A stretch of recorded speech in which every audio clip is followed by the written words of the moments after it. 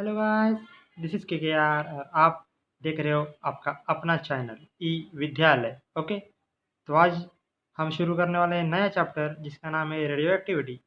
अब तक हमने photo electric effect, atoms, nuclear सब कंप्लीट कर चुका है। ठीक है, तो आज बढ़ते हैं हमारे नए चैप्टर की ओर जिसका नाम है रेडियो एक्टिविटी। ठीक है, अब रेडियो एक्टिविटी क्या चीज़ है? ये किसी रेडियो की एक्टिविटी नहीं है। ओके, इस बात को आप ध्यान रखिए। देखो, कोई भी न्यूक्लियस है, ठीक है, कोई भी न्यूक्लियस है अगर वो अनस्टेबल है, कोई भी अगर न्यूक्लियस है तो अनस्टेबल है, तो क्या करता है? वो करता है रेडियो एक्टिव डिके।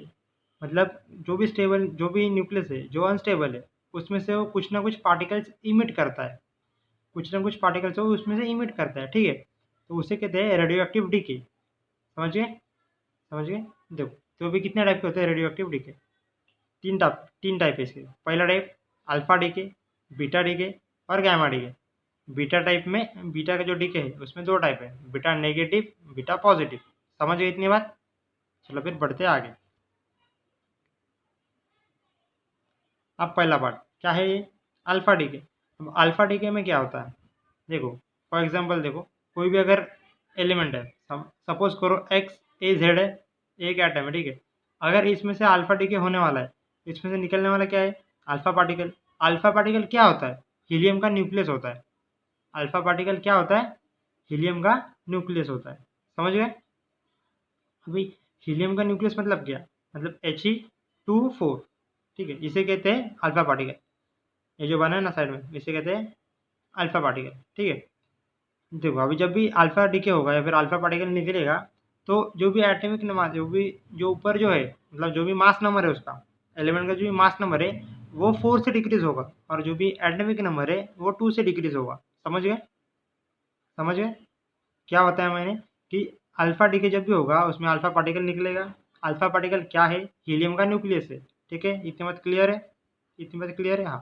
तो अभी देखो, जब भी अल्फा पार्टिकल निकला, तो उस एलिमेंट में से जो उसका मास नंबर है, मतलब जो ए है, ए वो 4 से कम होगा, और जो एटॉमिक नंबर है मतलब जेड वो 2 से कम होगा। समझ गए? चलो अब आगे बढ़ते हैं। अल्फा डीके, ये देखो, हीलियम न्यूक्लियस दिखे। देखो ए माइनस ए 4 से कम हो रहा है, जेड 2 से कम हो रहा है। समझ गए? जी। अब देखो, हीलियम का जो न्यूक्लियस है इसमें कितने प्रोटॉन है, कितने न्यूट्रॉन है? 2 प्रोटॉन है, 2 न्यूट्रॉन है। समझ में इतनी बात? आगे बढ़ते हैं। अभी सेकेंड पार्ट, देखो ये इंपॉर्टेंट है, यहाँ पे फंसने की कोशिश करते हैं। अभी देखो क्या है? Beta negative decay. Beta negative decay, अभी समझो। बीटा नेगेटिव नेगेटिव देखो, सिर्फ एक ही ऐसी चीज़ है, मतलब कौन सी चीज़ है? अल्फा डीके, जिसके अंदर मास नंबर चेंज होता है। बीटा नेगेटिव हो, बीटा पॉजिटिव हो, गैमा हो, एटमिक मास नंबर जो है वो चेंज नहीं होता। मतलब एटम का जो मास नंबर है वो चेंज नहीं होता। मतलब जो ए है, ए वो चेंज नहीं होगा। समझ में आई इतनी बात?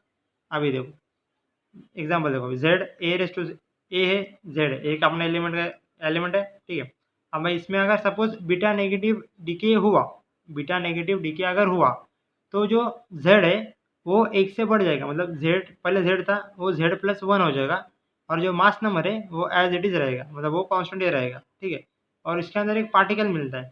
क्या बनता है इसके अंदर? Anti neutrino. इसमें क्या बनता है? Anti neutrino. ठीक है, इस पर क्वेश्चन आ सकता है। ठीक है, इसमें क्या होता है देखो, अभी बीटा नेगेटिव डीके में क्या होता है?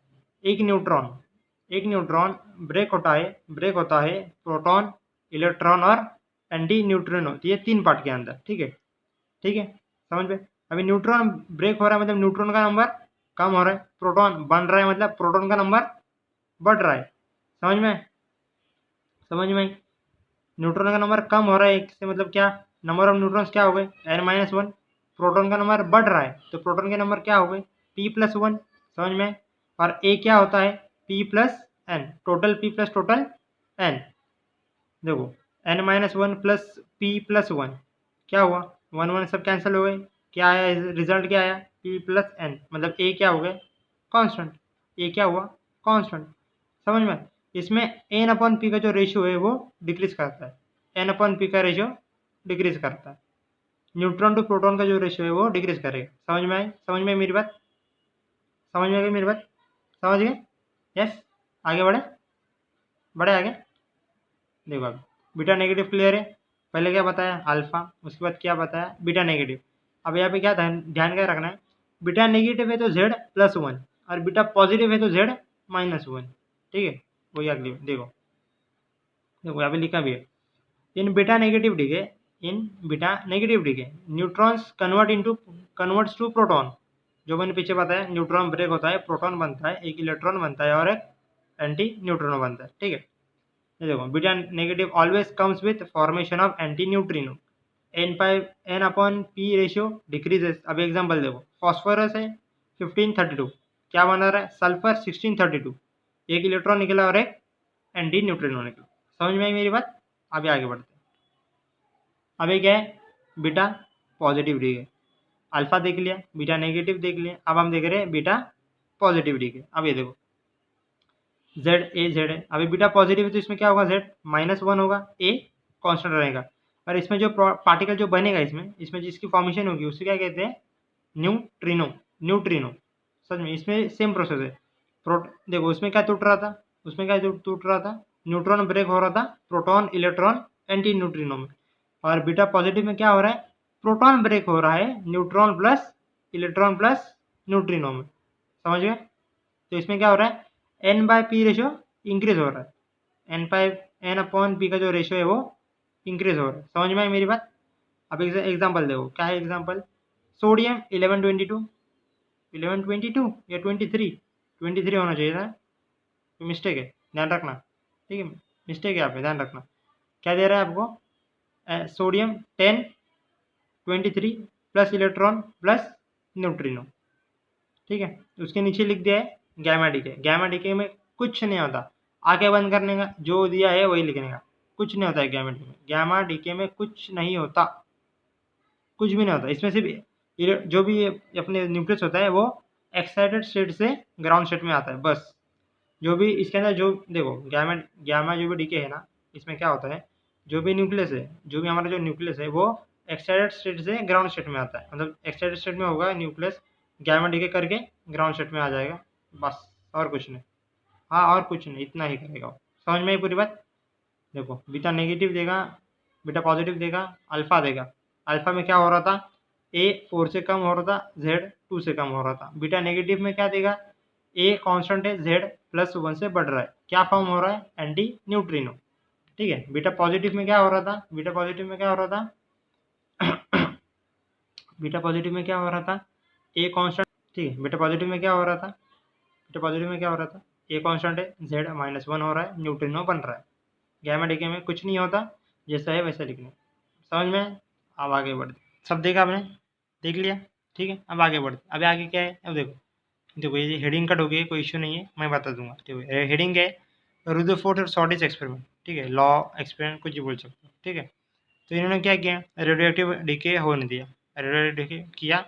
तो देखो number of nuclear present at any time T, number of nuclear present at any time T, ये क्या कितने हो सकते हैं, मतलब किसी एक टाइम में अगर हम जाके देखेंगे कि कितने न्यूक्लियर प्रेजेंट है उसमें, जो भी डीके हो रहा है उसके अंदर, तो उसका फॉर्मूला क्या निकल के आया है, n equal to N not,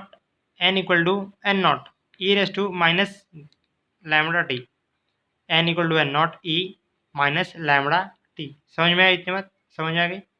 ठीक है, ये इसके फॉर्मूले हैं, ये फॉर्मूले ध्यान में रखो, इसी के ऊपर बेस्ट क्वेश्चन आते हैं। ठीक है, और number of nuclei decade at any time T, मतलब किसी एक टाइम के ऊपर कितने न्यूक्लियर डिके हो गए, तो वो कितने हो गए, जितने हैं उन उसमें से उसको माइनस करने का। तो उसका फॉर्मूला क्या है, एन इक्वल टू, मतलब जो डिके होने के बाद कितने प्रेजेंट है, प्रेजेंट देखा हमने क्या है present, N equal to N naught e s to minus lambda t, और कितने डिके हो गए, मतलब कितने खत्म हो गए, उसकी क्या है, उसका फॉर्मूला क्या है, उसकी वैल्यू क्या है, N equal to N naught 1 minus e raise to minus lambda t, खत्म।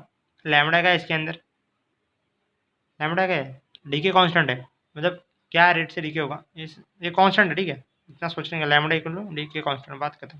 तो अभी एक्टिविटी निकल जाती है, एक्टिविटी का फॉर्मूला क्या है, d N by d t करने का equal to minus lambda N, इतना ही है।